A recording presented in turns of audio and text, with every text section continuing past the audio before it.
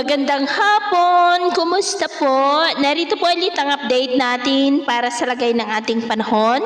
Ngayong hapon po ng November 22, 2024 na kung saan sa ngayon ay nananatili po na walang anumang sama ng panahon sa loob at labas ng ating area of responsibility. Easterlies pa rin ang hangin na patuloy po na umiihip sa silangan ng ating bansa at amihan naman ang umiihip dyan po sa may extreme northern Luzon at dito po sa northern part ng northern Luzon. At ang shear line naman o yung imaginary line ng hangganan ng malamig na amihan at mainit na easterlies ay nag-i-extend po sa northeastern ng Cagayan. At next week po asahan natin ang paglakas ng bugso ng hanging amihan na posible po na aabot hanggang dyan sa may Visayas o kaya po ay hanggang sa Mindanao. At sa atin pong long range forecast ay consistent pa rin naman na walang bagyo na namamataan na tatawid po dito sa ating kalupaan, posibleng hanggang sa matapos po ang buwan na ito ay storm free po tayo. At sa lagay ng ating panahon,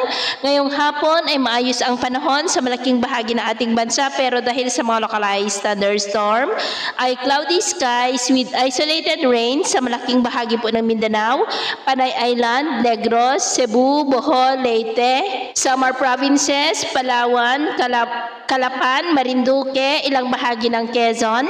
At dahil naman sa amihan ay cloudy skies with isolated rains sa ilang bahagi po ng Cagayan, Babuyan Islands at Batanes. At mamayang gabi, posible pa rin ang mga isolated rains sa ilang bahagi ng Mindanao, ilang bahagi ng Kabisayaan, Palawan, Calapan, Babuyan Islands at Batanes. Kaya mag-ingat pa rin tayo sa mga banta pa rin ng mga pagbaha at pagguho ng lupa. At sa atin naman pong mga baybayin, dahil po sa amihan ay iwasan na muna natin ang papalaot sa mga baybayin po ng Batanes, Babuyan Islands, Cagayan Seaboard at Ilocos Norte Seaboard dahil ang mga alon dyan ay posible po na aabot hanggang sa 3 to 5 meters height. Kaya hanggat maaari ay iwasan na po muna natin ang papalaot dyan sa mga may kulay pula para po mas makaiwas sa mga sakunang pangkaragatan. So ito po ang latest update natin sa araw na ito. Tagapamili si James na nagsasabing